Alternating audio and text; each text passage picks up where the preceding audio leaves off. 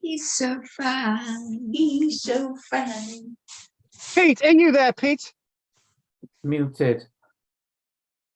Oh, God. Did you mute him? No, I am. Oh, okay. No, I muted me. There he is. How are you? I'm fine, thank you. Yay. Well, it'd be nice to all meet together in the studio again soon. Yes, it certainly would. Are you out and about now, Pete? No, I'm in the house at the moment. No, are you are getting out and about. Are you driving yet? Yeah, I'm always driving. I never stop driving. I thought you did stop driving for a while. Nope. Oh, right. Brilliant. Yay. If nothing else, of course, I have raffle prizes to distribute still. Oh, right. Oh, yeah, we got to do a raffle today. Oh, hang on a minute. There's no Anne today either. Oh, right. Hang on a minute. We haven't upset her, have we? Hang on a minute. Yeah, there's no Anne. Oh, God. Hang on a minute. That's who else we're looking for. I knew there was someone else. Well, we can't do this without Anne. Hang on a minute. Where's Anne? Anne. Pete, Richard, I'm gonna put your thingy on so you can add people. Right. So I'm just gonna text Anne. Anne, where are you? Where are you? Oh, okay. Right. All right. Okay. Where is she? Where are you? Okay, let's I think we're gonna have to get started. Otherwise it's gonna get too late. Okay, I'm just gonna get a drink.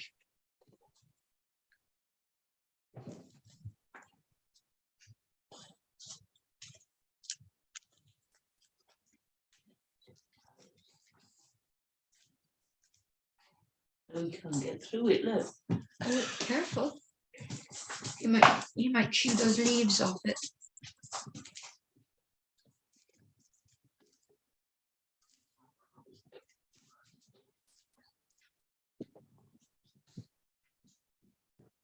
Okay, right.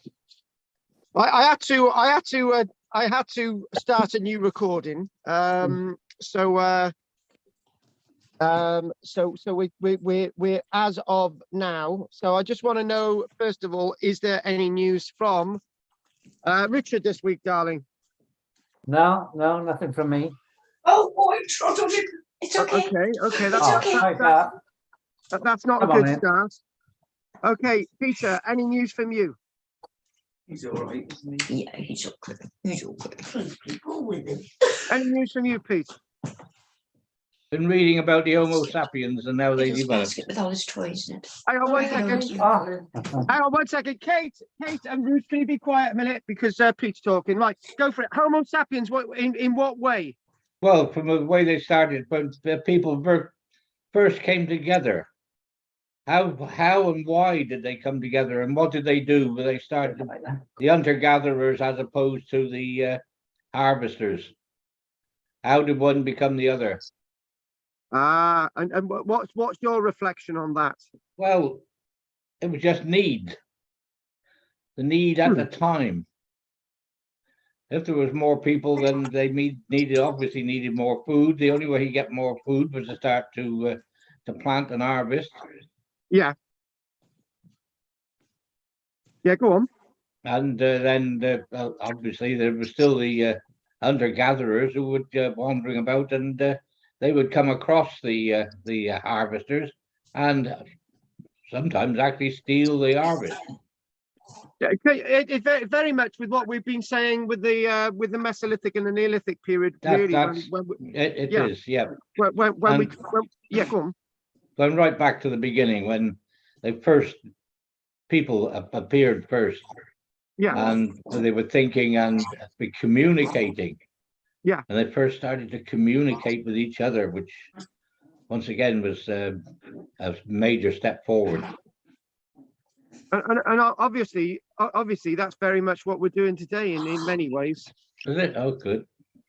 Oh, no. When we talk about communities, when people are trying Yeah. out other communities, Yeah. that type of thing, yeah. Oh, yeah, yeah. It's still ongoing today.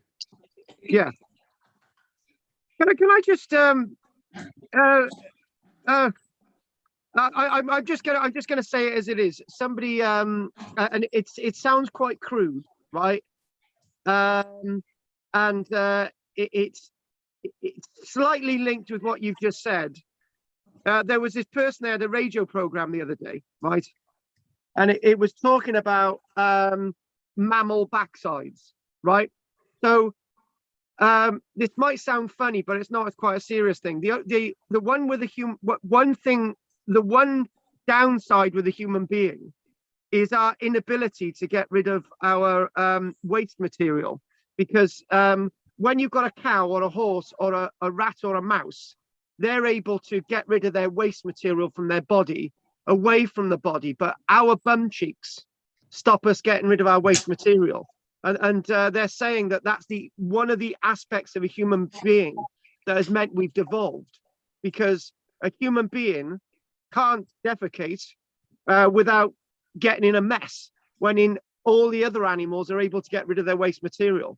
So Not true. It's about, That sounds like diet. nonsense to me. It depends on diet. What do you think? What do you think happens when you squat? but why do we use tissue and why do we use water? Because we're fastidious. It depends upon your diet. Yeah. And yeah. With a high fiber diet, you don't need the paper and You just and use water, leaves. not necessarily. Right. We still use it a bit, yes. But other animals in I like this little bit of a debate. No, but they lick it. They lick their bottoms. Thank God we don't. Thank God we Thank can't. God we can't. Only because you can't. Thank God. Well, he's got nothing to do with it. Peter, I gotta put that in there. Now I do believe Kate's just joined us. Kathy's just joined us, right? Okay, then that's good. We've been waiting for you, you annoying witch. Hey, Kathy. Hi, Kathy. Right. Hi, I okay. see the hand. There's the hand. Okay, then, folks. Right, let's just crack on. So, any news from you, Kathy? Obviously, no. No news from Kathy. Right, okay. Any news from Richard? No, there wasn't. None from Kath, none from me. Okay. The last two before we crack on. Any news from Ruth or the other witch? Nothing that can't wait. Well, Nothing important. I was going to say that bit you did Go for on La Mace. Yeah. That was my stomping ground. Yeah, we mentioned La Mace. You know, you said La Mace, right? Yeah. Oh, nice. So most people are slan mace. Not Yeah. you say La Mace, you've dropped the N, and I think that's probably the right way of saying it. Yeah, La I've never- Mace. Yeah, it's It not was my, slan mace. I mean, there was a rap camp up the lanes, and my dad was a race walker. So we used to run behind him.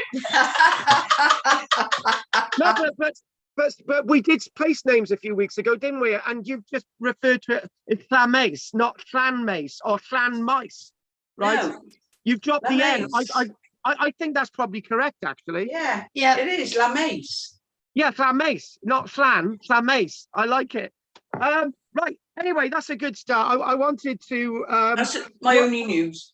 That's good. Thank you. I wanted to welcome everybody today, including the new dog called Fig. So we got Peter, we got Richard, we got Ruth, we got Kathy, we got Kate, we got no Anne, but I'm hoping that Richard will let Anne on if she turns up. I've just got a few announcements. I will be at the studio tomorrow, but it's going to be probably around. It's going to probably be around 3 o'clock. Because I've got to wait for a delivery here. So tomorrow I'm going to be at the studio at 3 o'clock. Is there much more to do? Oh yeah, there is lots to do. Yeah, we need to do some painting. Okay. Right. We got to have a raffle today. We got to have a raffle today. And I wanted to say something that I probably had in the back of my mind for a while, but not really known what it was. I know in Barry, there's lots of people with old slides of Barry, right? Nobody's collecting the old slides of Barry, right? I've got a small collection of old slides of Barry. We've also got glass slides of Barry going to the late 1890s, right? But I know that there's lots of historians out there with slides of Barry, and I want to get hold of them, right? So I'm thinking that what we could do, because we've still got an old slide projector which is in working order, and we've got a Victorian slide projector which is in working order. So I think what we're going to do, some of the first stuff that we do at the studio is going to be looking at these slides. So I need more slides. So I'm going to go out there and I'm going to say we need more slides. We've had a problem with the Barron District News recently, in effect that the reporter, the only person who looks after Barron District News, has been on holiday for 3 weeks. And whether any of my stuff has been printed or not, or anyone's stuff about Barry is up for debate. Hopefully the reporter's back soon. But it wasn't in last week, no? No, it was. Oh, It's in right. this week. It's in this week. Or it's in Excellent. this last week. It's the police station in Main Street. Yes. And then we've got a very odd one this week. So if nobody's read the piece that they've had through off me in the post, that's something to look forward to in the Barron District tomorrow. Right. Yay. So the other thing as well is I want to get up to date with the money side as well. Richard's just paid his yearly membership. I believe that Kathy has paid for the next month. Peter, if you could send your £24 over for this month, that would be deeply appreciated, Peter. We've also, I'm sending those cards as well over to Kate that she's ordered, and obviously Ruth and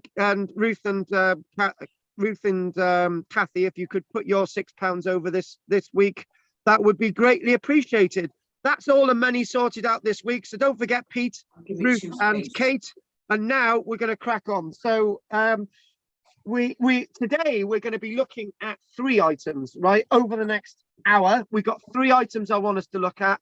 One item is printed in the Barry book, which I've never done before, and I'm not really sure I've actually read this through properly. Kerry reading rooms. We're doing the reading rooms next week, yeah. In the reading rooms is what's been printed. That's going to go in this week. And now you spoiled the surprise for everybody, Peter. You're gonna be burnt at the stake for that. People were looking forward to reading the Barron District this week as a complete surprise what I was doing. And now you've told them, Pete. You've ruined my life. I don't buy it anymore. Now I just read what you put on Facebook. Oh, right, Yeah. fair enough. Richard, Peter, can I ask you? We've got the reading rooms in Cadoxton. I'm pretty sure you may have had one over Barry Island. I'm not sure. Anyway, that's what we're doing. The reading rooms in Cadoxton, just past the school, was always there, and there was a flat underneath, the caretaker underneath the reading rooms in Cadoxton. I didn't know there was a caretaker underneath. I just thought it was just a building. Yeah. Oh, right. The reading rooms above and a flat below. Oh, these stuff years ago. And that was pulled down in the 1980s, wasn't it? It was. Yeah. Like order books, Uh, libraries to them. Richard, Yeah. she's supposed to buy a copy of the newspaper, and that's what's in the newspaper. You're ruining it, both of you.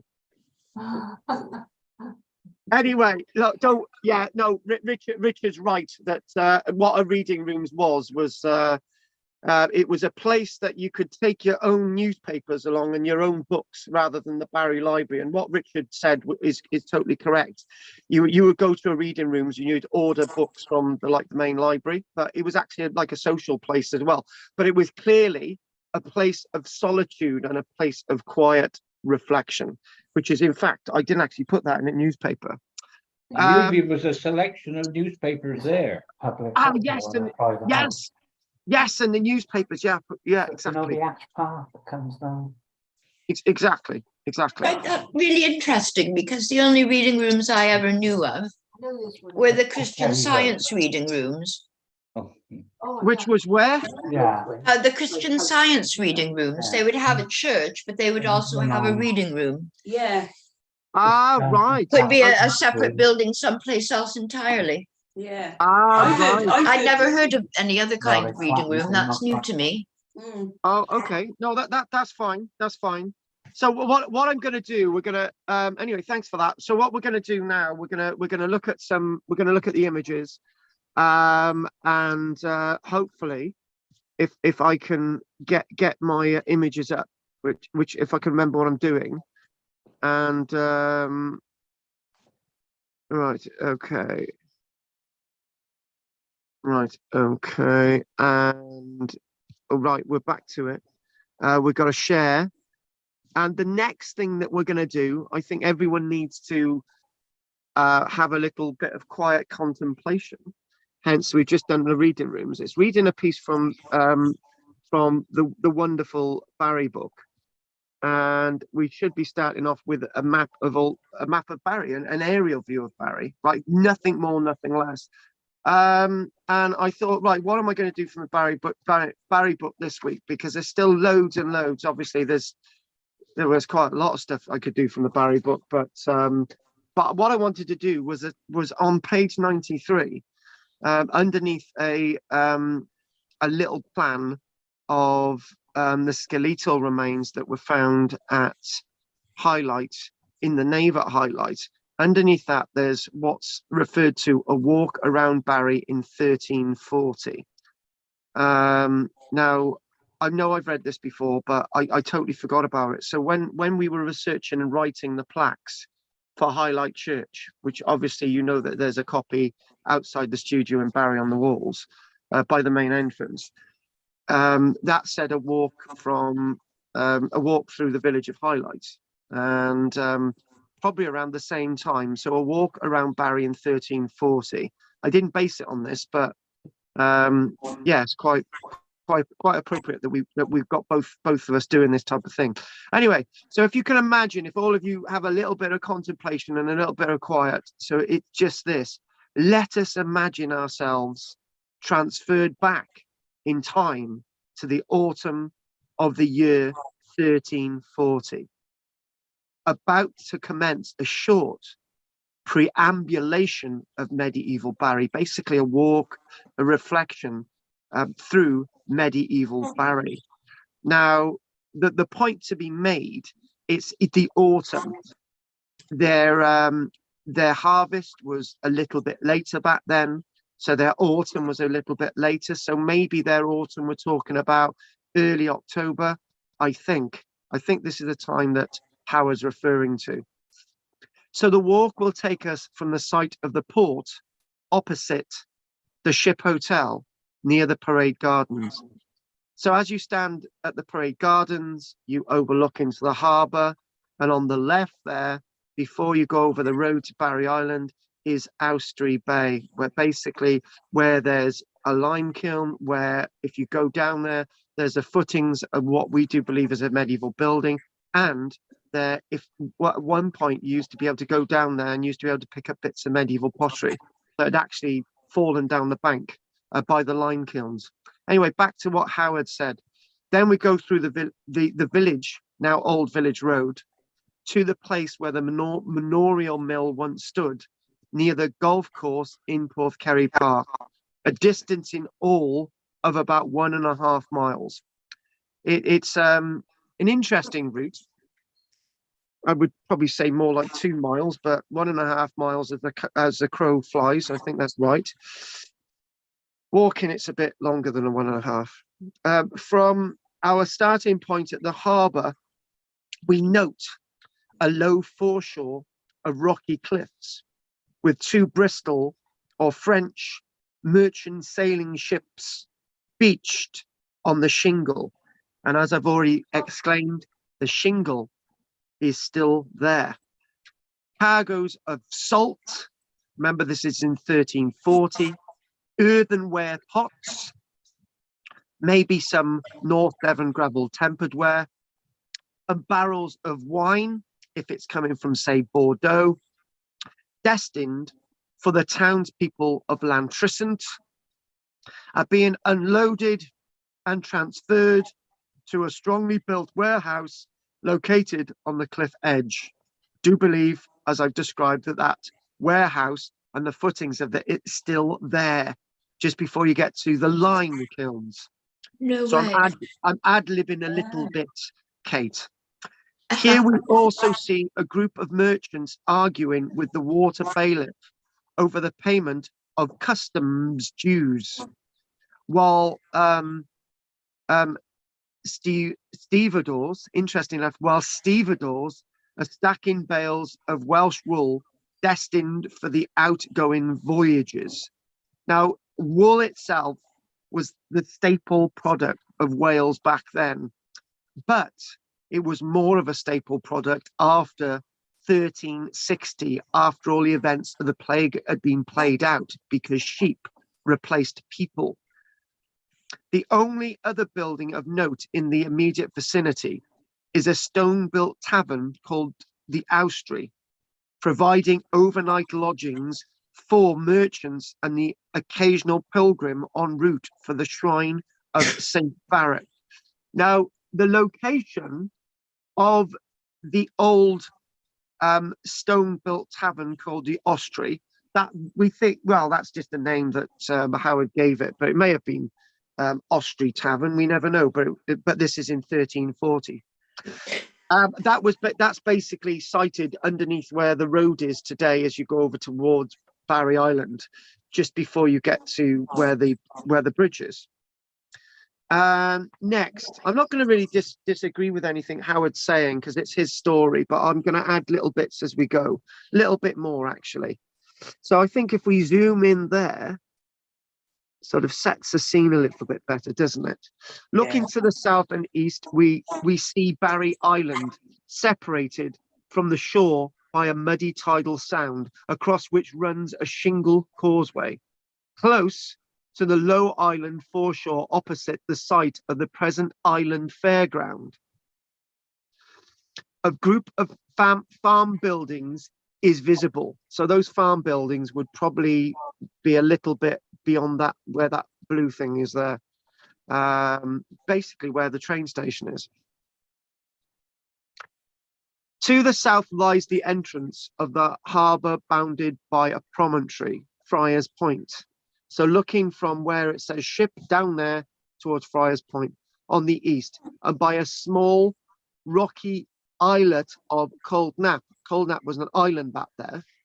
There's our Cold Nap. That was an island back there on the opposite mainland side from Friars Point, with the grey turbulent waters of the Bristol Channel beyond.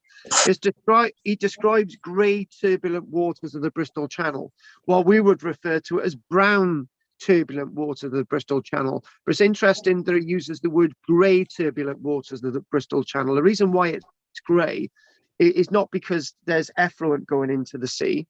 It's because of the effects of the sands, the muds, the clays, the sandstone, which gives it the sort of grey turbulent colour. And in fact, what you do see out at the sea today is not brown effluent from human waste, is in fact the natural colours of the clays and all the material flowing down the coast. Turning to the northwest, we find a rutted trackway ascending a gentle slope ship hill. Now, for me, that's never gentle. It's quite a steep hill. It's quite a steep hill, but maybe it's sort of going a little bit over towards the right where the ship hotel is now, and sort of it might go up that bit, which is a little bit less of a steep gradient. And then obviously there was no train line then, so it had just gradually gone up there through where the train line is and kept going. Following its route, we soon reached the brow of a hill surmounted on the left by the small parish church, which we're all aware of, St. Nicholas Church. A sharp fork of the road turns into the graveyard past a thatched priest's house set against the hedged boundary of the churchyard. I mentioned the priest's house last week. Following its route, We soon reach, oh, right, start again. A sharp fork in the road turns into the graveyard past a thatched priest's house, repeated, set against the hedge boundary of the churchyard. It would have been hedged, otherwise known as the class. Class is the word that we refer to as a burial area in the medieval period. From the church, we see a broad view over the Bristol Channel across to the Somerset coast, like I would say we do now, but it was a lot more visible back then because you didn't have all the houses in the way. On the landward horizon to the east, the keep of Sully Castle is visible. Now, when we sort of go out, I'm rather interested to see and read those words. I didn't actually know that was in here. On the landward horizon to the east, the keep of Sully Castle is visible. I'm thinking that maybe he's right, because if you go to where, just above the word where ship is there, just above there a little bit, the church of St. Nicholas would have been standing quite high, surmounting the landscape. And maybe if you sort of go where the dock is today, that would have been open. Where you've got dock number 2, where then you've got the chemical works, that would have been all open. And as you sort of go beyond the chemical works, just maybe you could have seen Sully Castle. I think that's an interesting point. I really think, I've never thought of it that way, but maybe you would have been able to see Sully Castle. I'm going to agree with that and say I'm not going to disagree with what he's saying. While just below is the treeless terrain of Barry Island, with the whitewashed chapel of St. Barrack perched just below its highest point. Am I going to agree with the words treeless? Maybe I am at this stage in 1340, because Barry Island would have been very sandy. It would have lost a lot of its trees, at least Howard.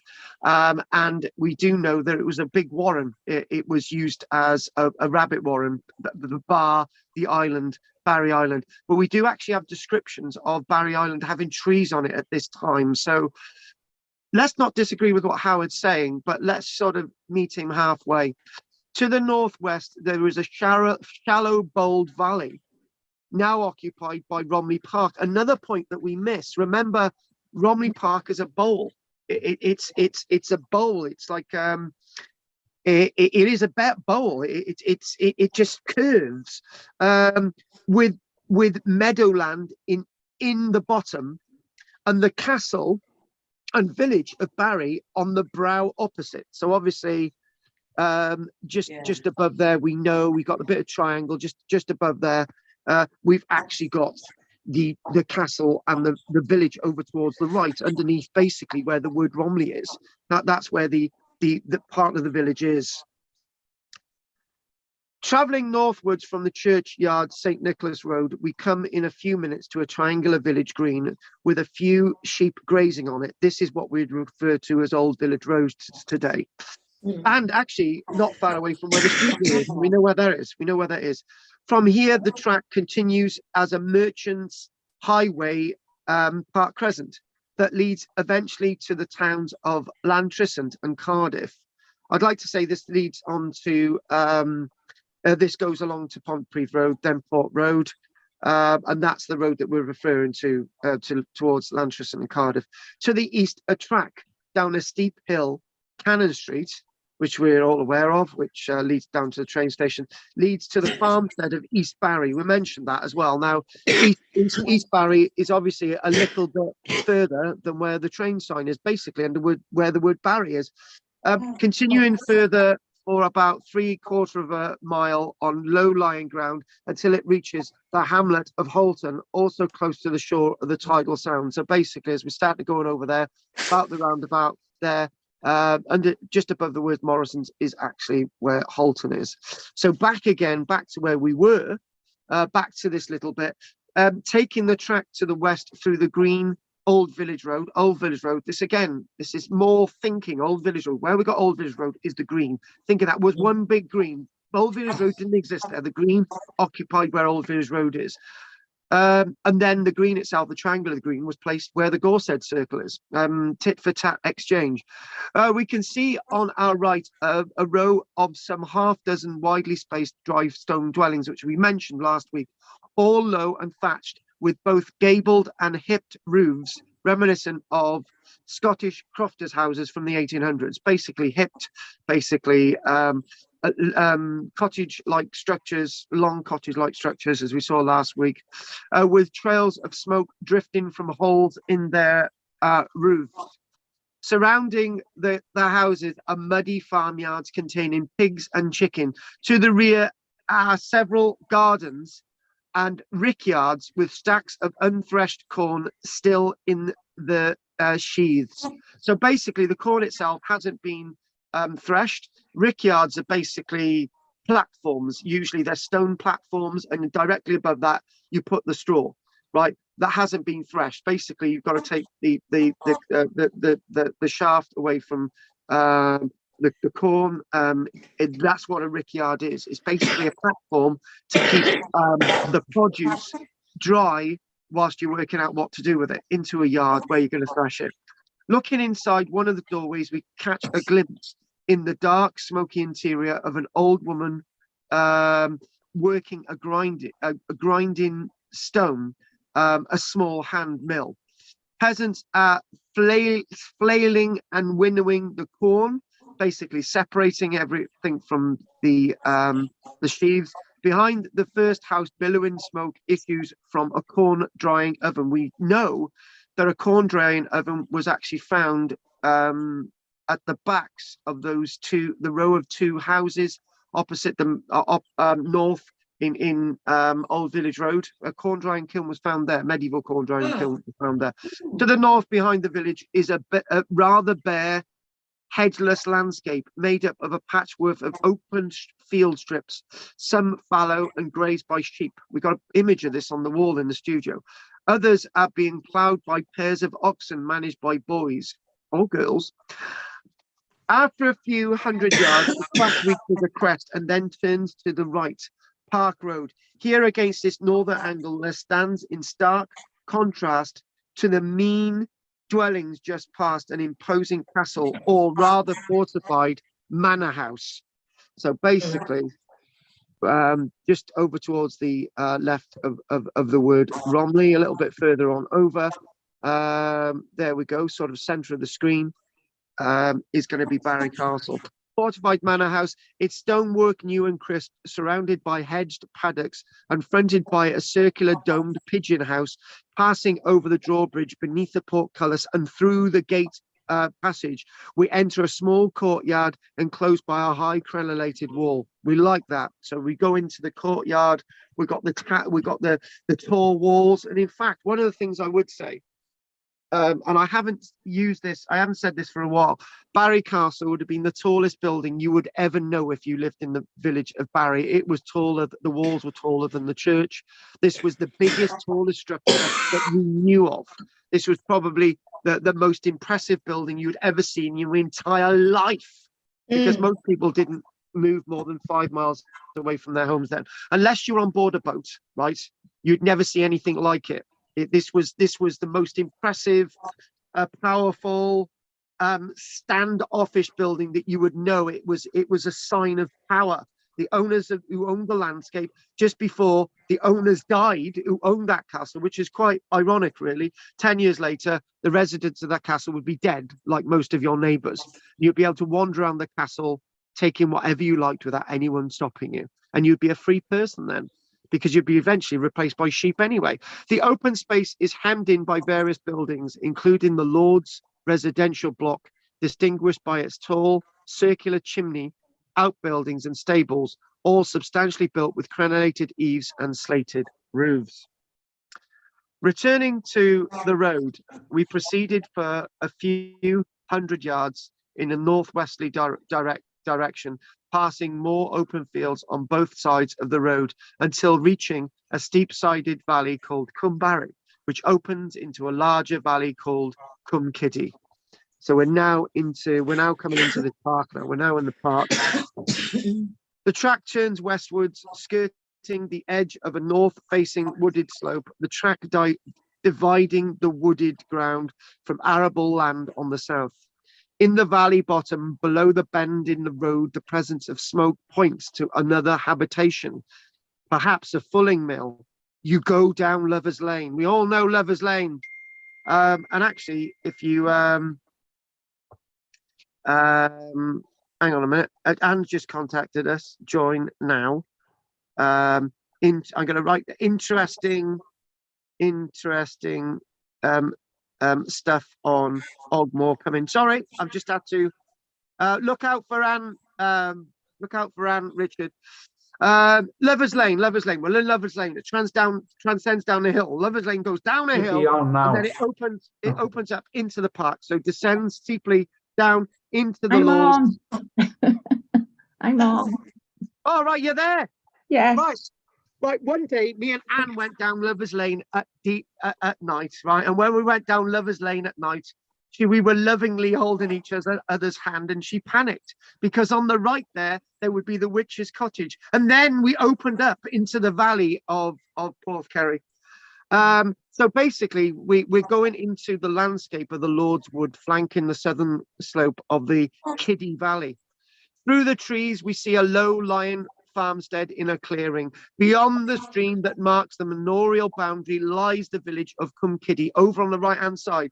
I'm not really sure you'd been able to see Cumkiddie on the right-hand side simply because, not on the right-hand side, on the north side actually, but it was on the right-hand side of the valley that you're looking at in front. It's likely because there would have been trees in the way.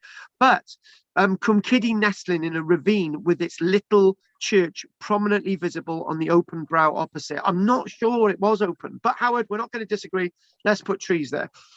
Walking downhill through a great oak wood that is enclosed by a strong hedge, we reach a stream blocked by a dam opposite Nightingale Cottage in Porthkerry Park. Here the road divides in two directions, one to the north crossing the dam through lush meadowland called Barrymore to join with another track leading from Cumkiddie village to Porthkerry and Penmark. So that's going to that one then leads up then to Penmark. The other continuing to the west, diminishing to a small trail that runs along the base of a wooded slope parallel with an embanked lead or a watercourse leading to a mill. This is basically on the left-hand side before you used to get to the old golf course. As we walk along this track, we pass a peasant leading a pack horse loaded with bags of grain. Near the mill, we pass a sluice, and gradually we become aware of the creaking, clacking noise of primitive machinery. We now find ourselves standing by a deep embanked pond next to a small thatched mill, its door being the termination of the track. So in other words, that's where people went. They were going to the mill because you couldn't go any further because it was all boggy and it was open to the water. You couldn't go further towards the left. You couldn't go further towards the west because that's the Porthkerry entrance to the harbour. So that's as far as you could go. There is another sluice on the streamward side of the pond. The water is conveyed through a wooded trough onto the top of a large wooden wheel housed in a deep walled pit on the side of the building. We have now reached the end of our journey and are standing on the bank of the stream, which turns around the bottom of the slope, discharging into the sea at Porthkerry. The spot marks the western limit of Barry. The area beyond lying is the lordship of Penmark. So I wanted to tell us that today. I wanted to give us that today, to give us an idea, to give us a journey. I've deliberately not used a clear map, and I've deliberately not, because I wanted us to imagine, but what we've got next, we'll answer questions on that afterwards. But what we've got next is, what are we going to do next? This is the big question. So here we go. So we're going to go off there, and are we going to look at these images and what these images mean? Or are we going to do this? Or are we going to do this, right? And I'm very aware now that the images need to be put upright. So if I can just maybe, is it going to let me do that? Nope. Wow. No. Oh, there we go. Wow. Oh, you're upside down now. No, that's right way Oh, up. that's the right way up, is it? Yeah. So that's the right way up, right? Now, does anyone know what this is whilst I'm No. faffing about? No, no. Tombstones. But I did say, I did give us three places that we were going to do today. We were going to do Barry, right? We'll leave that as it is. We were going to do Barry, and we were also going to do another location. Cowbridge and Ogmore. Yes. Which is this? Ogmore? Well, that that itself is actually the stone that was found at Ogmore. Wow. Oh, how thrilling. Now, Oh, wow. this is definitely how thrilling, because what they did when they I have never read this story in full, because as a guide at Ogmore Castle, I've always done snippets, right? And this itself, I'll give you a little bit of a story with this because it's not in the book. So today we're going to be reading from Archaeocambrensis, the Journal of the Cambrian Archaeological Association, December 1930. And this is what we're going to do now. I didn't know this. Issued half yearly to members only. I didn't know they did 2 journals a year. Right. They don't do it now. They only do 1. And strangely enough, I've actually just joined the Cambrians. I should have done it years ago. Well done. It's an elite set of people. So there you go. So this stone itself, and there's 2 images, this side and this side. You can't have an obverse and a reverse because who knows which is which. But this stone was discovered during the start again. This stone was discovered during reparation work now being carried out by His Majesty's Office of Works at Ogmore Castle. The stone was found embedded in a floor within the castle. It is of quartz sandstone and comprises the basal portion of a shaft whose shape and detail strongly suggest a freestanding cross of the type of the Great Cross at Merthyr Mawr. So basically, this is the base of a wheel cross. This is the shaft of a wheel cross. So there would be a circular thing above this. It would all be carved in one stone, and it would have 4 spokes. And that would have been a cross above, but that's not there today.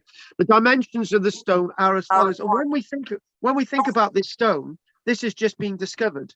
This is actually just been discovered in 1930. So in a way, right, if you've never seen this stone before, right, or don't know what this stone is, if you go to Ogmore Castle, they've done a reconstruction of the stone in concrete, which is eroded away and you can't even read it now. But the actual original is I do believe is on display in the National Museum of Wales. I think it's at St. Fagans now. So here's the dimensions. If you don't know this stone, here's the dimensions. The height, 2 foot 10 inches. So basically just under 3 foot in height. Width, it says, is 2 foot 3.5 inches. At the top, tapering to 1 foot 11 inches at the bottom. So you can see that, can't you? It's 2 foot 3 at the top, and it really tapers. This is where it slots into a stone at the bottom. Liking this description, it's pretty well written. The shaft is inscribed on both faces. Voila! And actually on the side faces as well. There you go. It's inscribed on the side faces.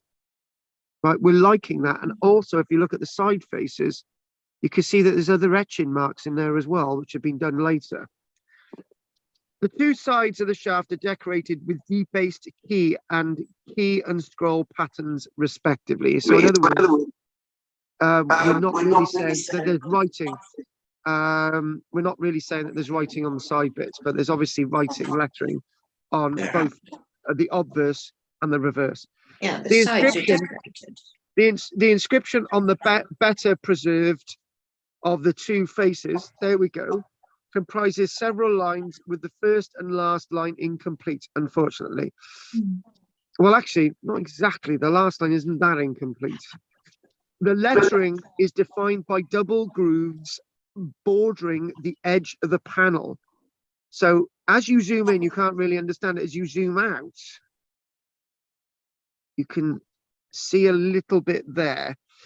So basically, there's grooves around the outside as a border. The inscription on the other face is much more worn. It looks pretty clear to me when you look at it that way. 4 lines only are preserved. The rest being lost where the bottom of the stone has been rubbed smooth by the fact that it was used as a stone in the building, in one of the buildings at Ogmore Castle. I can tell you the building that was actually found in, the square building in the middle of Ogmore Castle. The lettering here is bordered by triple grooves. So in other words, 1, 2, 3, 3 grooves around to create a border. Mm. The decipherment of the inscription was very difficult owing to the damaged condition of the faces, well, particularly this face. After prolonged examination in all lights, however, drawings were finally prepared in the Department of Archaeology of the National Museum of Wales, accurately indicating the surviving letters. These, together with rubbings, were submitted to Professor McAllister, who kindly sending the following detailed commentary. And here we go. The proximity of Ogmore Castle to Merthyr Mawr suggests a comparison with the stones at the latter site. There's quite a number of stones that have been found at Merthyr Mawr, actually, by the church and actually over by St. Roch's Folly Chapel, which is at the back of Merthyr Mawr House, especially with those at the chapel. Clearly, the new stone is of a similar type. This is a new stone in 1930. We're still into 1930. And I take it of much the same date. And I got to be honest with you, when I'm reading through this in the book, I'm using my finger to try and scroll up the page, realizing it's a book. Now, We've this been is an to Rock interesting Castle. Rock Church. Yeah, You've we been went there? there with you. We went there. Yeah, we trespassed. Yeah, that was good. Yes, we did. It was good. Now, there's a word here that I don't understand. Priory, not a priory, a priory. Priori. One would expect the inscriptions on 2 faces of a stone fragment to be of the same extent. As there are several lines of writing on the one face and only 4 on the other, I presume that a space of 3 lines is broken or defaced on the latter side. Now, one author saying that there was writing on this worn side. This author saying that there wasn't, and I'm actually going to go with in the middle, because if this is being worn equally, right, why are those lines still quite clear here? Was there ever 3 other lines here? Now that's the question. If this was meant to be worn, why are they as deep, these around the outside, as the ones on the bottom? That's an interesting point. I'm going to go in the middle on that one. To take the shorter inscription, and I'm just gonna refer to something in the book so I know. Oh my dearie me, I've actually got clearer inscriptions in here. Oh, cool. I've got clearer inscriptions in here. Can I just break up the lecture a minute and just see if I can. I want to show these on the screen. I really want to show these. So I'm gonna go out of this a minute, right? And what we're gonna do, Anne can tell us her news whilst I'm taking. I'm gonna try and take an image of these whilst we're talking. So, Anne, anything you want to tell us?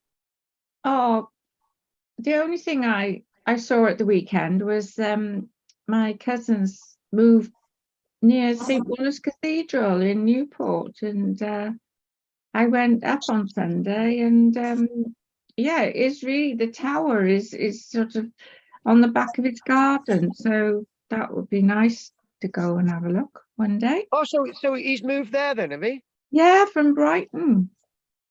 Oh wow! Well, you know, he's come back. The Well, only he's come- one who's come back. He's come back to Wales. He's come back to Wales. Anyway, thanks Yeah. for that. And what we're going to do, we're going to get straight to the lecture because I've now got the Yeah. images to actually show you Okay. on the screen, which I'm excited to do because this little bit today is really working well. And I'm not gonna edit the images because time and all the rest of it. So if I can get that back there. So here we go. Thanks for that, Anne. We'll have to go up there. So there we go. Yeah. We're gonna do this. And this is actually if we hang on a minute. No, we'll just keep that as it is. Let's not faff around. Let's not faff around. Let's go back. Save. We got that. Good. Hang on a minute. Back again. See, there's me faffing. Save. Right. Okay. So we've got this, and if we zoom in a little bit there, we've got that. So that's the lettering. So if I can go back to what the text says, to take the shorter inscription, obviously it began like another one at Margam, saying in nomine or in nomine Dei summi. So basically it starts off with, at the top, if you look, the lettering at the top is in nomine. You actually, it's quite clear. You could say in nomine at the top. You've got the O In the you've got name. in nomine, Yeah. in the name. Is all broken away except the bottom curve, the E. I think I can trace indications of the bottom of other letters in the rubbing, but without complete assurance. It says D summi is plain enough in the second line. So the second line is DI summi, SUMI. You can maybe work out the summi. A line cut through and below these letters is possibly a guideline for the engraver. It goes on to say these are similar to inscriptions at Merthyr Mawr, but are these lines on the Ogmore stone certainly artificial? After summi, there are three letters which appear to be CRO, which I'm now struggling to work out. Though the C, the C is not of the shape that we would expect the cutter of this inscription to curve. You can see sort of a C there, can't you? Its curve is too shallow, but I cannot see how else to take it. The next line, beginning SI, people, if you can work this out, you're better than me, SI. In the second of these, the rubbing suggests a rather square bottomed U, right? To me, rather than the minuscule H of your penciling. Oh, right, here we go. And indeed, if these letters are not a CROSIHU, which would be the cross of Jesus, wouldn't it? Or the crucifix, I am unable to conjecture how to take them. There's the word cross, CROS on it, instead of the Latin crux, CRUX. But the interpretation will have to stand, so far as I'm concerned, till someone thinks of something better. Bloody hell. God, we do actually have a translation of what this says, which we're going to do, right? So I'm going to cut. It says that there's actually a name at the bottom. Roofy. No, Brancui, BRANCUI. NCUI. Oh, you can see it. Yeah, Oh, yeah, the yeah. third- the Not third line, not you the can bottom line, the third line down. Yeah, the third line. Yeah, sorry, the third It's line. You quite can see clear. BRANCUI. It's quite clear. Yeah. All right, so okay, I couldn't work out the earlier, the second line and what they were talking about. We could work out the first. No, it But looks like Jethro.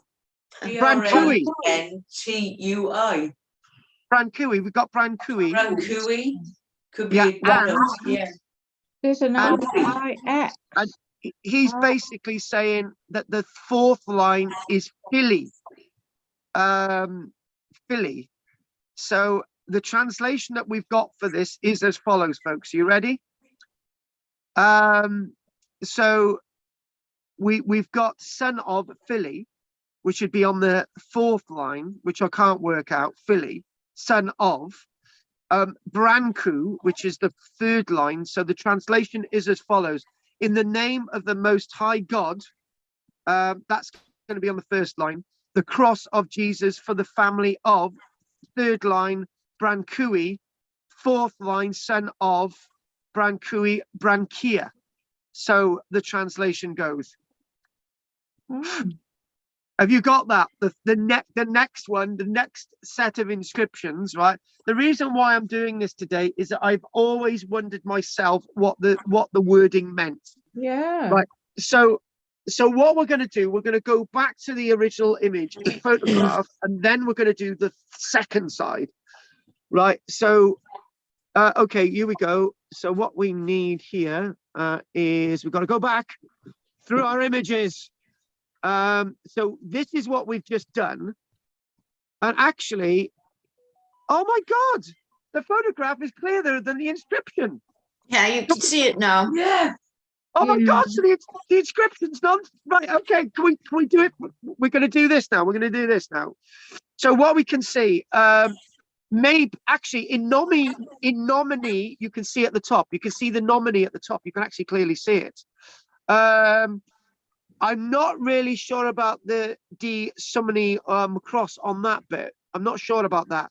There is But a the cross brand- right at the end that you Yeah. could see in the other one. There's CRO, whatever, Yeah. up on the end. But you can clearly see Brancui there. It's spelled as it is, Brancui. It's clear. Yeah. Brancui is clear on that one. And I can't work out Philly underneath. So what we're going to do now, we're going to do the other side of the stone, which is in fact historically, and I'm sorry to say that Brancui bit, that should be historically important. But what we're going to do, we're going to on this side now, we know what this looks like, right? And it might be, I don't know if it's going to be clear. I don't think it's going to be clearer, but maybe what we should do is look at the other one that we've got, and maybe it's sort of a little bit more aligned. So if we look at the other image and we actually go through and there, I think that's okay, isn't it? That's a bit more clearer. We can see a Philly at the bottom, can't we? So this is going to be a little bit more. This is Now gonna be there's a filly. Look, there's a filly at the bottom there. there is a Philly son of. We Philly. know. Oh, it. that's fun, isn't it? There's a Jujuer, Jamba Joe, an Archmail. Hang on, stop. Jumbo. Archmail. Jumbo. Archmail. The third line, Ruth, the third line is the important thing about this, so keep that. So on the top, the three at the top are the ERC, right? And then underneath that, the second line is clearly quad deo, which is a Q, There's clearly a U, an O, and maybe a D. A Close. Dio, That's a J. D-E-O. You got Dio or Dio, quad Dio. And Ruth, give us the third line. Archmail. Exactly, and you said it the way that we always say it. Unfortunately, his parentage is not recorded. He may be the son of Idach or Idal, king of Gloising, which is the old name for Glamorgan, Oh. Gloising, whose Ooh. family was closely associated with Abbot Samson at Lantwit. Oh. Exactly. The abbots, I knew Anne you would be into this, and everybody else is related to the Abbot Samson of Lantwit, and we got the Samson stone at Lantwit, not the Samson stone, the Samson stone, S-A-M-S-O-N at Lantwit. There's the link, and this is why another Arthmael, king of Gwent, performed exactly the same act of making over a property to the church, as is recorded in a book on page 237, the book of Llandav. I've never come across the book of Llandav. If it's the book of Llandav, then I am aware of it. This is Llandav. It's the book of Llandav. So and then underneath that comes Agrum Da. So if Da means good, Agrum, A-G-R-U-M. Actually, that's quite clear. The A, the R, the G, the R-U-M, D-A, D-A. So in other words, the D is represented by a backward C in a way, and so is Yeah, that's a D. That's why I can see I'm And- dyslexic.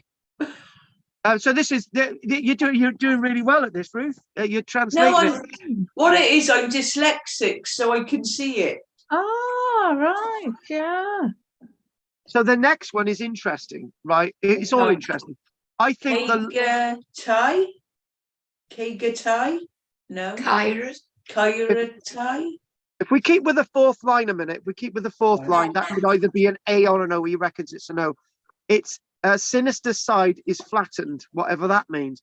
And I think further that I can trace in the rubbing the little projections above and below which distinguish the letter from an O. So apparently there's other stuff there that means that that's an A. If we go back, if the quad up there of the line but one above is meant to agree with agrum, right? Quad agrum, it should have been quem, as in quem, ante quem, post quem, boundary. Boundary! Quem means boundary. Latin! I know my Latin. Quem! Oh, good. Boundary! Yes! Boundary, quem, boundary, the boundary of Ogmore. We're translating this already. Am I right? Oh my God, we're going to do this. We're going to do this. Right, let's do this.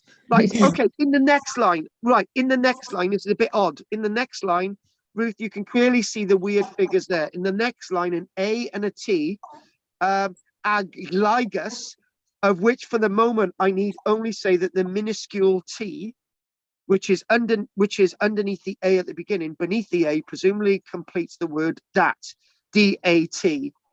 Right, this is going a bit beyond me a minute. A peculiar character begins each of the two following lines, right? These two lines now, these last ones, I take it to be a compendium of et, found frequently in the Iolo Morgannwg manuscripts and in a stone in the inscription of Caldy Island. Passing over the next line for the present, we'll just go to the end line. We come to the last line, which appears to read Aet at the beginning, Aet Phili. Could be the Philly. Epitali. So in other words, the Philly is moved into the word E. So the Philly is separate, meaning son of. That could be the Philly. No, well, Philly. Well, the Philly is son of, and the word Philly has come later. But I'm glad you're reading this in a questionable way. But unfortunately, the word Philly comes later. But I'm glad you're looking at it that way. The next line, the Philly has moved into the next word, Epilus, whose name appears on the coins of Lemovicius, and a lady named Apilla, who depicted a votive inscription found at Lexiolum. But actually, I'm going to put my weight in this, right? Apillus sounds like Aponus, which is the word for horse. Apillus, Aponus, Apilli, Aponus. The line above, so in other words, they're saying this is linked with a place outside Britain, but Aponus is the word for horse in the Latin. Now, unfortunately, we now go to the line above. This isn't the way he's written this. I think he's done it for a reason, because you take the bottom line son of to refer to the word above maybe. The line above is disturbed with horizontal strokes. yeah. Like that already noticed on the other face. I think it's Biliar. Biliar. It goes up the thing. Or Philly. It goes up the side. Do you think? it looks like they run out of space. It And looks they've gone like up the side. Ayet Ner, N-E-R, and you've got that thing at the end, the A-T at the end. So in other words, Ayet N-E-R. Yeah, you are reading it. So Ayet at the beginning, those two characters at the beginning, N-E-R, with A-T, which is in fact the A-T, which you can see at the beginning of the top line above. The A-T at the end of the last but one line is similar to the characters of the line above. The N is of the minuscule form, and I am tempted into the mazes of speculation by the resemblance of this name to Hertan, with the an at the word a at the tan at the end. Her tan, maybe they're saying found on one of the Merthyr Mawr chapel inscriptions. The minuscule n and the minuscule h are very like one another. Have we here one and the same man who may be inscribed at Her Tan associated with Merthyr Mawr? That would be good. It's so we must infer that when our scribe wrote AT, he meant to produce a compendium of TAN. So basically, compendium is a shortened form of writing. TAN. Fan, HER. So this is the line above, the one. This is the line above Philly. Indeed, there must be some reason why he twice superimposed AT in the two ways at the beginning of the line above. So the one. So the one at the top of the screen, you've got the 80 and the 80 at the end of the last but one line. Oh my God! Could it be a stone that the priests used to put their name on who was in the church? You're very close on some line there, but It's now appearing. Something is telling me, I don't know why, because yeah, things on the left, it's as if it's a sign for, the next one in line. It's something along those lines. You're not too far out. So basically the line above where we go, it said that the line above at the third one in there, that refers to as Tangligius. When we said Angligius or Giglius, Tangligius, the initial T being part of the last word of the preceding line, which opens further speculations about a possible Anglicus having crossed the border and having become sufficiently naturalized to witness a legal transaction. Who is Anglicus? For that, these are the names of witnesses to Arthmael's deeds. So in other words, you were partly right, Ruth. Yeah. These were witnesses to Arthmael's deed of gift, seems to be the most likely hypothesis. So, in other words, what we need is a full translation of this side. Should we actually go to the actual image itself? That's what we're going to do. We're going to go to the actual image itself. We're going to go to the image, and there it is. Let's see there, and let's bring it in. Okay. If you go out of the screen, it looks a bit more clearly. So the first line at the top, which means ERC, which basically means the field called ERC, right? The name of the field, right? And underneath that, you've got Quod Deo, which is Quod Deo, which is the second line down, which field means Quod Deo, which field. Underneath that is the word Arthmael, right? The line underneath that refers to I gotta get this agrum da. If we remember the word da there, agrum da, that the guy was saying that on the end is an O. That O-like thing is an A, which basically means Arthmael gives to God agrum da in the presence of this person here. Yeah. A Deat or Tagligius. Tagligius is that there, as it's coming to the top of the screen, Agligius, right, third line from the bottom. And this word, Nerthan, who this Aglius must have come in from outside, they're saying. Hertan is probably from over by Merthyr Mawr, and the son of Epilus. And this is a great translation, Epilus.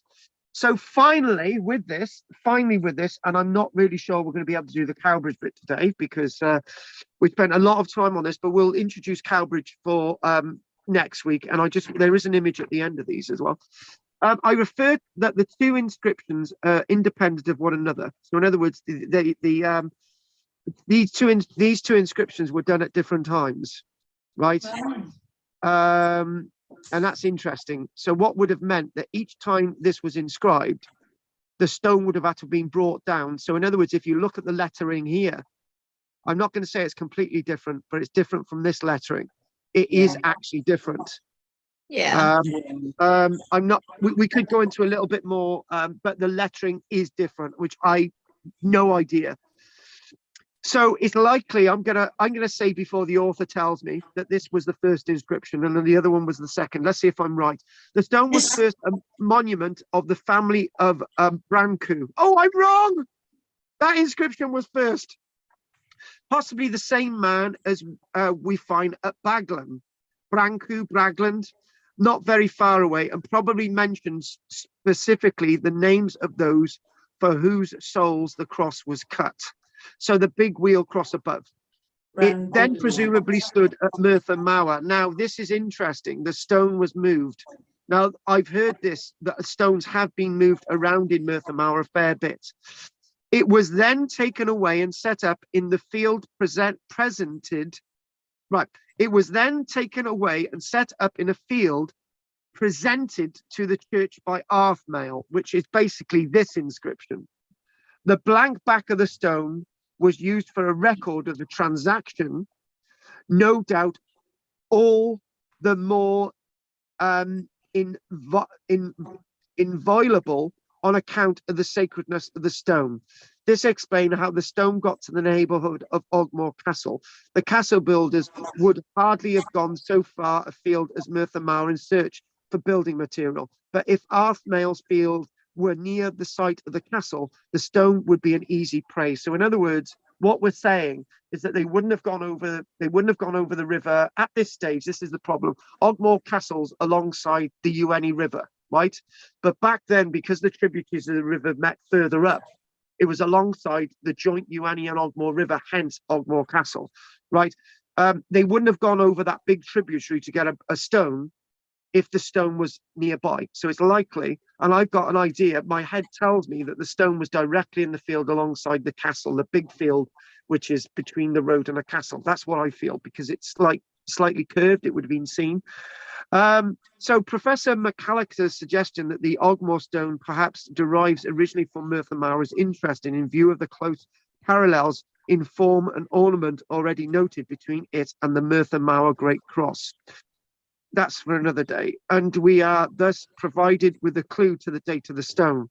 The Merthyr Mawr cross with its debased wheel head and the use of pellets. Basically, pellets are basically where you've got the cross, and between where the cross is, in the stone carving, there's holes which have been placed in, right, cut through the stone. So you've got a solid wheel cross to create a wheel, and then you've got a cross in it, and between where the cross bits are, those are called pallets, whether they're carved into the stone or carved out of the stone. It is evidently not earlier than 1000 years AD. Thus, therefore, would appear a probable central date for the Ogmore stone. In other words, this stone is older than 1000 years old. We'll see if there's any questions about this in a moment, because we're going into the hour now. But I want to just show you another image before.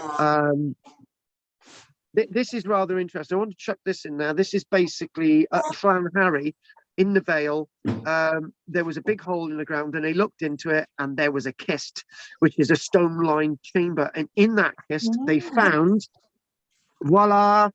Wow. Yeah, the Llan Harry beaker. And I got to be honest with you, this is from Llan Harry. It's perfect. This is not actually, the one found on Barry Island is not as well preserved as this one. This is perfect. This is a perfect. And the reason why it's perfect is that this was inverted rather than upright. If you've got it inverted, then the strength of the pot is held. If you've got it upright, then any weight from above would flatten the thing. I presume this is the way this was found. It's definitely the way it was found on Barry Island. I haven't actually read about this, but this itself is dating from around 2,500 years BC. In other words, 4,500 years old, this beaker dates from, and look at that.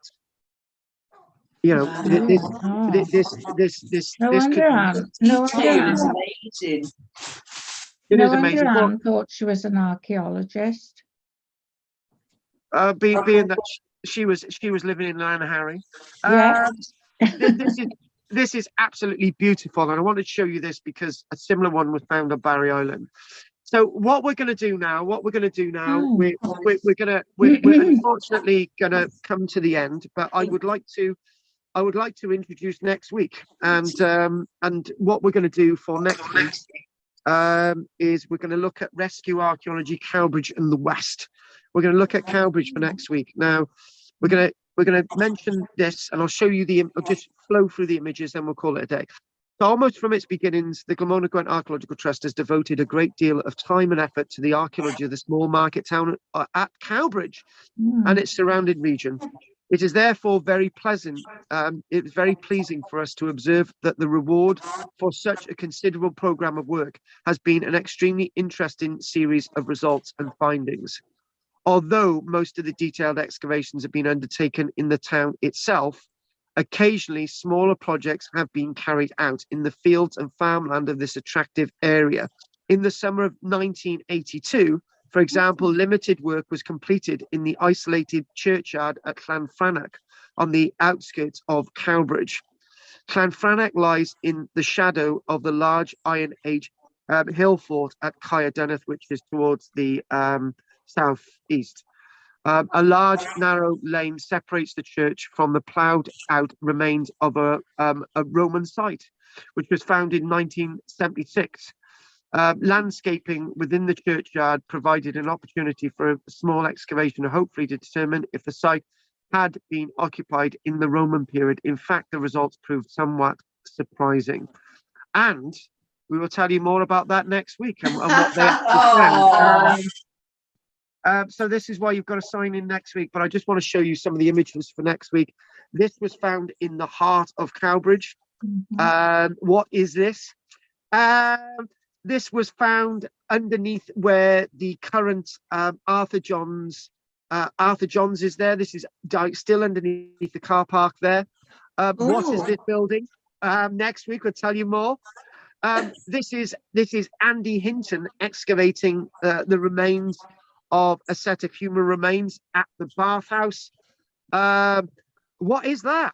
Ooh. That is the symbol of Cowbridge and the old Cowbridge Museum. That is now on display in the museum, National Museum of Wales. It's not actually very big at all.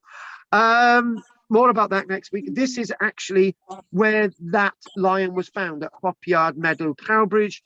And then finally next week we will look at what is this? But okay, tantalizing hints of this is part of the north gate of Cowbridge, and you can't see this now, but this is cut directly. You can see the rock there, and it's built directly into the limestone rock at Cowbridge. On that note, folks, that's built up next week. We can't not do this next week. So what we're going to do now, and I'm glad you've joined us, Anne. And I'd like to say to Anne, thanks for your membership renewal, Anne. And and I'll just like oh, not your member. You sent the money over for these classes, haven't you? So No. Did you do that? Oh, I don't know. I thought it was the membership. 32 for the membership. Hang on. Yeah, that's the yearly membership, and I'm just gonna have a look if you I'm just gonna have a quick look now. Whilst we're doing this, Anne, and I'm looking, have you got any questions? Oh, we still gotta have the raffle, guys. Have you got any questions, Anne? Yes, I have a raffle prize. Right, shut up. We'll do the raffle prize in a minute. Any questions, Anne? Oh God. I was going to question something about the stone. It's so intriguing, isn't it? Massive. Yeah, for me, it's opened up a new interest in the area because it's more in depth. That's right, something you can get your teeth into. Yes. Exactly. Yes. Now, Yeah. did I understand this correctly in that the stone, the engraving, the second engraving was more or less a record of moving the stone? The faint engraving on the back or the Arthmail side? Yeah. Oh, Is that, Um, No, that's it's what I was likely thinking. it's Yeah. likely that it's likely that the faint side refers to the actual stone being at the Merthyr Mawr side, and then the stone is lifted and then moved over to mark the passing of land from Arthmail to the church on the Ogmore side. So that's Exactly, basically exactly. So, Yeah. so it's the document and it moved as well, if you see what I mean. The stone was yes, the document. yes, Isn't yes. that cool? yeah. like In that. stone, in stone, exactly. Anne, anything else you'd like to say? No, that's fine. I enjoyed what I heard. Sorry for being late. Oh, Oh, that's don't okay. worry, don't worry. We had to wait for 30 minutes for Kathy. Don't worry about it. Okay.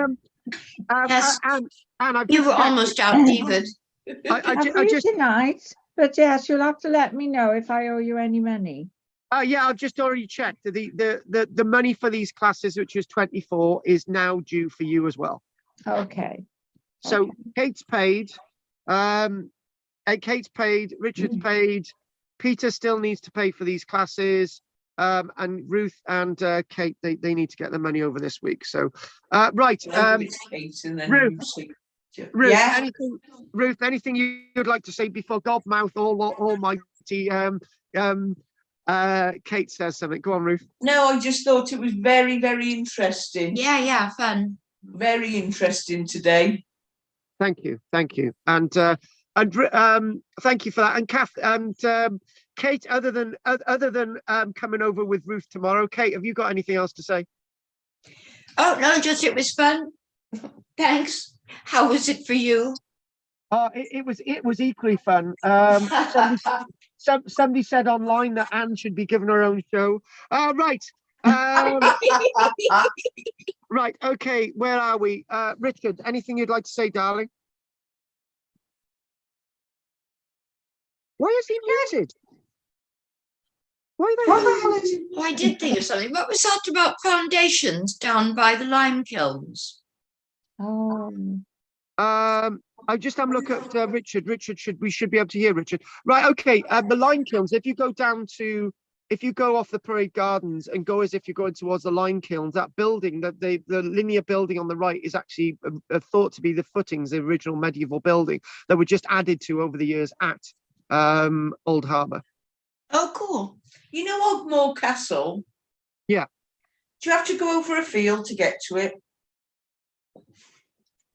No, No, No. you don't. No, you don't. Ogmore let's Castle walk is down the lane. you walk down the lane from the Pelican. Walk down the lane. Because I went to a castle years ago and you walked over a field. I went to it a few times. It was in East East Orchard Castle. That's the one by that's the one by Charleston. That one. Yes. And you go Yeah, that's across the a one. field. Yeah. Yeah, that's right. And I wouldn't Yeah. go across it in the mud. No, I couldn't think where it was, you know? Yeah, you I can get used to to it. walk. I used to walk there all the time. Yeah, you can get to. Oh, you're that woman who used to hang around there, right? Yeah. You and I must have had a liaison. I knew that there was a woman that I had a liaison with there once. It could have been you, right, Peter? Anything you'd like to say? Or did I have already asked you? No, you haven't asked me yet, but no, that's fine. It was Dad good. used to walk us for miles. Miles and miles. So you like that, Pete? Good. Yeah, it was good. Right. Okay. So the last two we got to listen to is the moanings of Richard and anything Kathy wants to say. I don't want to say anything, but Oh, go on, Richard. Have a good old moan, Richard. Anything you'd like to say? No, I'm happy enough with most of it. So Ooh. obviously some of these stones are mine. They're like boundary markers. Yes. Are they Yeah. between? Yeah.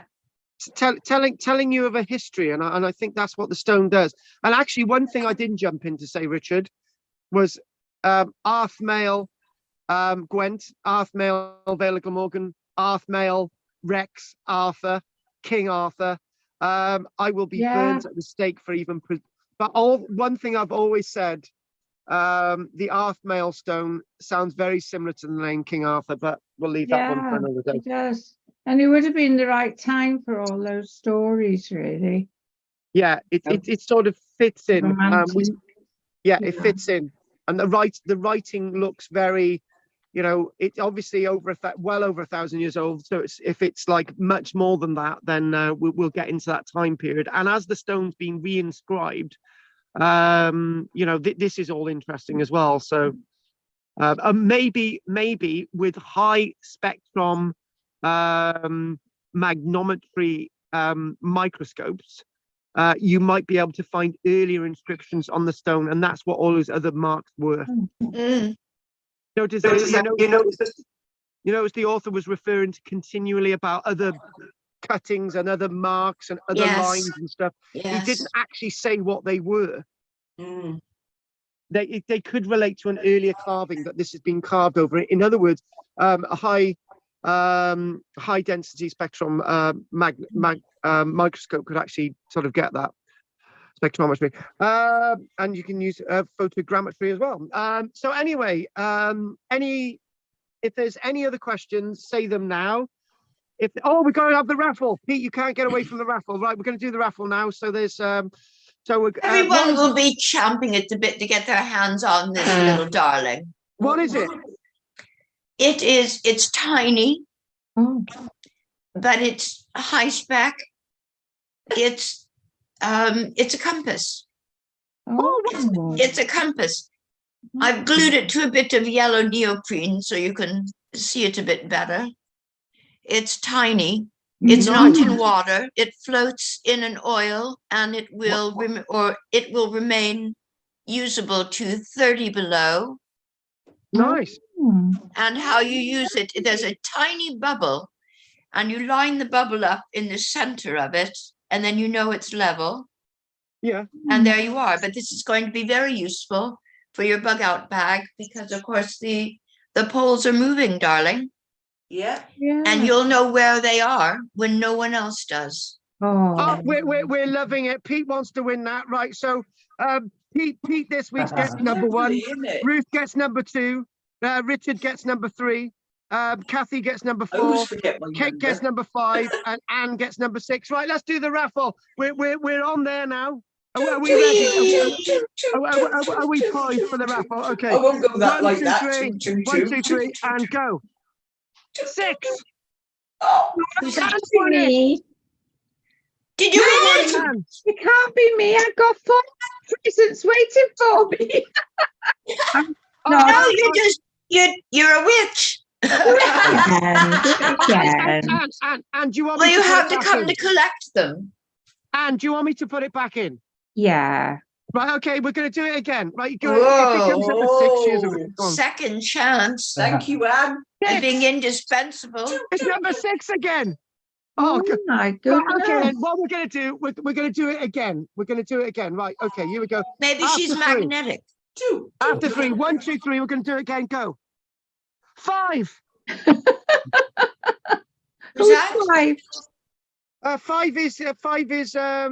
5 is Kathy, isn't it? No, I'm 4. No, I I'm think it's 2. me. I think it's Oh, me. But no. you know what? I don't take the raffle prizes. I'm Oh, 3. you know what? I'll I have have it too then. much I crap. tell you That's what. why I donate Well, them. hang on, one more time. It's number 2. Oh, He just won it. Those, Oh, she does a lot of work. and you lost. If I come over tomorrow, could I get my raffle prizes? Yes, of Yes, we'll be course. I'll bring tomorrow them we'll be down at the to studio.